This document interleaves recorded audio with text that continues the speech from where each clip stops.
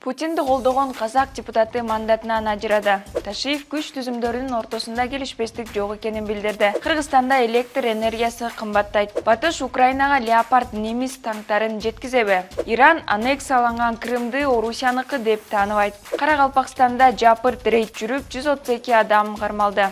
АКШ Вагнерди эл аралык кылмыштуу уюм деп тапты. Ушул жана башка дүйнөдөгү жана Кыргызстандагы апта ичиндеги болгон маанилүү кабарларды мен Нурайда Жекшанова тааныштырам. Саламатсызбы?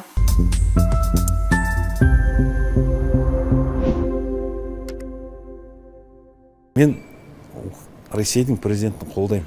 Азаттыктын казак кызматына маек курган мажилис депутаты Азамат Абилдаев Путинди жана орус аскерлеринин Украинага чабуулун колдоорун билдирген. Ушундан соң Ак Жол партиясы позициябызга туура келбеген пикир билдирди. Депутаттык этиканы бузду деп Абилдаевди катарынан чыгарган. Бул чечимге байланыштуу Казак борбордук шайлоо комиссиясы анын мандатынан ажыратты. Ал тапта Казакстандын мажилисин президент Касым-Жомарт Токаев мөөнөтүнөн мурда таратты. Кезексиз шайлоо 19 мартка белгиленди. Парламенттин бул чакырылышы 2021 жылы эле шайланган. Бирок көпчүлүктү мурдагы президент Нурсултан Назарбаев негиздеген Нур Отандын депутаттары түзгөн. Кезексиз парламенттик шайлоону эксперттер биротоло Назарбаевчилерден арылуу аракети катары баалап жатышат. Казакстанды узак башкарган Назарбаевдин 13 январда эл башы наамыда алынган. 20 январда Назарбаев ооруканага түшүп, жүрөгүнөн операция жасалганы белгилүү болду. 21 январда улуттук коопсуздук боюнча мамлекеттик комитеттин төрагасы Камчыбек Ташиев Ош шаарындагы УКМК кызматкеринин кармалышы тууралуу комментарий берди. Биздин гражданыбыз ошол ГКМБнын бир тергөөчүсү чоң суммада акчаны требует этип атат деп конкрет мага келип өзү заявлениени менин колума берген. Аны биз реализовать этиш үчүн Генеральный прокуратурага бердик. Генеральный прокуратура менен жетекчилиги менен, МВД жетекчилиги менен кошулуп сүйлөшүп туруп, реализовать этип ошол зыятчыкты кармадык. Мана ушул гана случай. Конкретно те 15 тысяч долларов, которые мы подготовили, передали ему, мы нашли у него в папке, он конкретно получил. То есть заявление простого человека подтвердилось.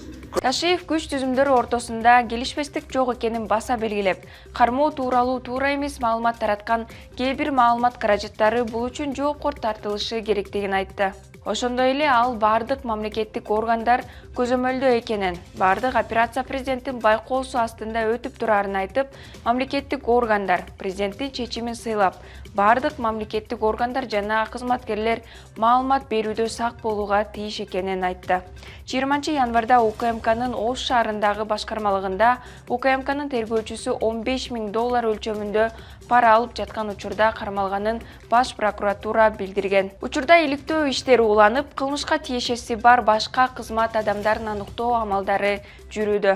Президент Садыр Жапаров май айынан баштап электр энергиясына болгон тариф 77 тыйындан 1 сомго көтөрүлөрүн билдирди. Бул тууралуу ал Facebook баракчасына пост жазып кабарлады. Ал сааты менен өчүрүүлөр катуу сууктан улам электр энергиясын керектөө бир кыйла жогорулап, электр жабдууларга күч келгендиктен жүргүзүлүүдө деди. Анын айтымында тарифти көтөрбөсө, энергетика тармагын биротоло жоготуп алуу коркунучу бар. Ошондой эле ал жабдуулардын 80% эскирип калганын, аларда жарыкты колдонуу өсүп жатканын белгилеген. Буга чейин өкмөт башчы Акылбек Жапаров ичүүчү суунун баасын көтөрүү тарифин иштеп чыгуу боюнча тапшырма бергени кабарланган. Министрлер кабинетинин башчысы Майлуу Суу шаарындагы абалды мисал келтирип, тариф абдан төмөн болуп, өзүн өзү актабай жаткандыктан муниципалитет курулмаларды тейлей албай жатканын билдирген. Электр энергиясы менен ичүүчү суунун кымбатташына пикириңиз кандай? Комментарий жазыңыз. Эстонияда 11 өлкөдөн турган топ Украинага жаңы аскердик жардам пакетин макулдашты. Рамштайн базасында НАТОнун союздаштарынын чоң жыйынынын алдында Литванын коргоо министри Киев жүздөгөн бронетехникаларды аларын айтты. Бирок Рамштайнда батыш өлкөлөрү Леопард немис танктарын жеткирүү боюнча бир пикирге келген жок. Берлин чечим бир нече күндө чыгаарын билдирди. Лондон Украинанын куралдуу күчтөрүнө 600 Brimstone ракетасын өткөрүп берет. Стокгольм Арчер өзү жүрүүчү артиллериялык техника менен бөлүшөт. Аларда Украин лидери Владимир Зеленский МАГАТЭнин башчысы Рафаэль Гросси менен сүйлөшүүлөрдү өткөрдү.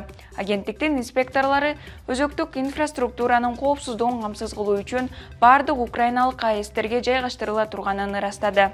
Рамштайн саммитин отурлай Дмитрий Медведев Украинага курал-жарак жөнөтүлүшүн дагы бир жолу ядролук державалар алардын тагдыры көз каранды болгон ири жаңжалдардан утулган эмес деп айыптады. АКШ курал-жарак пакети жетмейинче Украинага жаңы чабуулдарын кийинкиге калтырууну сунуштоодо.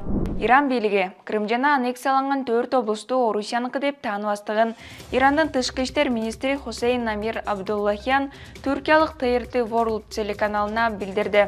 Кеп Донецк, Луганск, Херсон жана Запорожье облустары жөнүндө былтыр сентябрда Орусия оккупацияланган аймактарда жасалма референдумдар өтүп, анын жыйынтыгы менен Орусия Украинанын 4 аймагын мыйзамсыз аннексиялаган.